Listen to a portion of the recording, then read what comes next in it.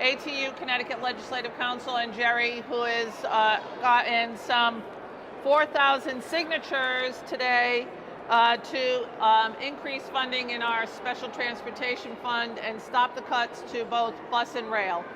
This is something that we've been working on all session, and Jerry has been leading the charge to make sure that people know how devastating it will be if we don't put the correct funding in the Special Transportation Fund. And Jerry, I want to thank you very much for coming up today with your whole team here to talk about this. And so if you would tell the people a little bit about the Special Transportation Fund or your activity in stopping the bus and rail. People from Hartford, New Haven, Stafford, Bridgeport, Danbury, they all are here to make sure that we got the STF secure.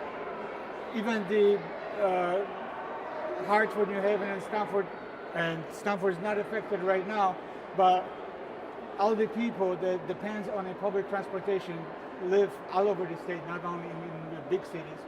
And there's a big concern when they're going to lose the funding that they're basically going to be without the means of transportation.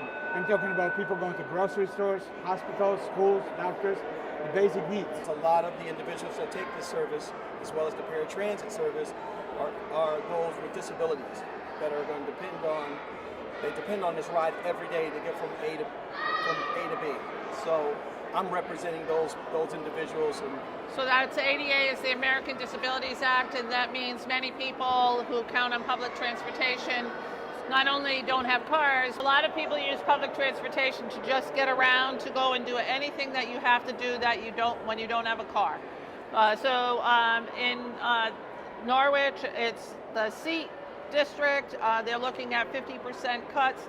Across the board, they're looking at cuts from every area in bus and rail, and so we're working really hard to mitigate those cuts. I'm going to put this petition in so that people can see how many people from all across the state are looking at no cuts to bus or rail, because it's important for people to get around, not only to get where they need to be, but to get to jobs that they have and they can't get around without having public transportation.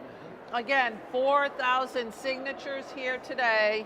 And that is something that is vitally important for us to remember, that this is affecting 4,000 individual people, but it's also impacting all the families that are associated with those people. So when you add that, that's 8,000, 12,000 people that this impacts.